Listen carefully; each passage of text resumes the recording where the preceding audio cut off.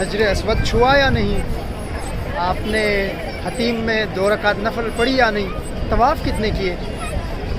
بہت سارے سوالات یہاں جتنے بھی دوست ہیں، ایون عزیزوں کی طرف سے جتنی بھی کالز آتی ہیں، فوکس صرف اس پر ہوتا ہے، اور میرے خیال سے اٹس ناٹ امپورٹنٹ. یقین جانیے بیت اللہ کے بالکل پاس بیٹھ کے میں نے یہ نظارہ دیکھا ہے. اللہ اپنے حفظ و امان میں رکھے ہم سب کو.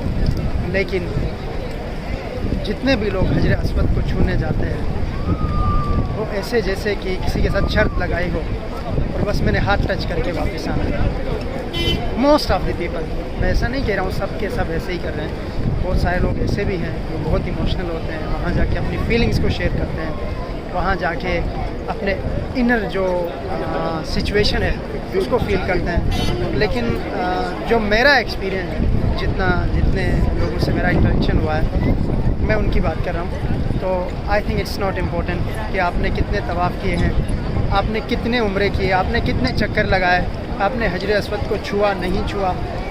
اسلام میں تو اس کے بہت ساری کنڈیشنز ہیں. وہ یہ کہ ایک مسلمان کو تکلیف دینا حرام کے زمرے میں آتا ہے. تو جو حجر اسود ہے اس وقت میرا آج تقریباً 15واں دن ہے یہاں. کوئی ایک سنگل ڈے ایسا نہیں آیا جس میں میں سکون سے جا کے اس کو چھو سکوں بنا کسی کو ایذا دیے. تو مسلمان کو ایذا دینا تو حرام ہے، اور حجر اسود کو چھونا تو سنت ہے. اب آپ سنت کو پوری کرنے کے لیے حرام کام تو نہیں کر سکتے نا. تو میں نے دیکھا ہے بہت سارے لوگوں کو یہ حرام کام کرتے ہوئے، اور اس کے بعد میں نے دیکھا ہے بہت سارے لوگوں کو جو یہاں ہوتے ہوئے اور واپس گھر جا کے بھی اس چیز کی سب سے زیادہ تبلیغ کرتے ہیں کہ میں نے عمرے کتنے کیے، اس نے کتنے کیے، میں نے کتنے چکر لگائے.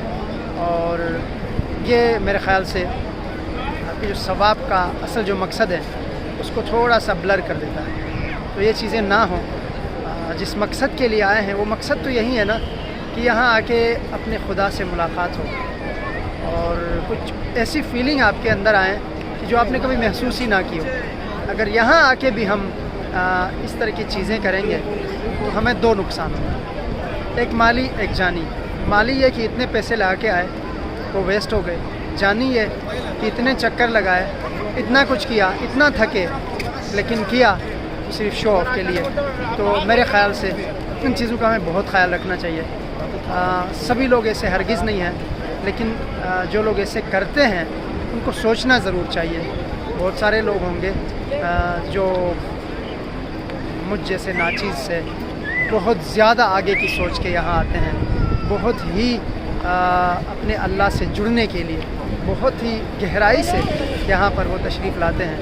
تو ایسے لوگوں کی بھی بات ضرور ہونی چاہیے، لیکن ساتھ میں ایسے لوگوں کی بات بھی ضرور ہونی چاہیے کہ جو نادانی میں کہوں گا ان کو بھی میں بہت ہی انتہائی پیار سے ایڈریس کرنا چاہوں گا. بہت ہی نادانی میں وہ اس طرح قسم کا عمل کرتے ہیں، تو اس سے وہ بچیں گے تو شاید پورا کا پورا ثواب، پورا کا پورا مقصد جو یہاں آ کے ہمیں لینا ہے وہ ہمارا پورا ہو جائے گا. اور دوسری بات یہ کہ بیشتر لوگ یہاں اپنے پیرنٹس کے ساتھ آتے ہیں.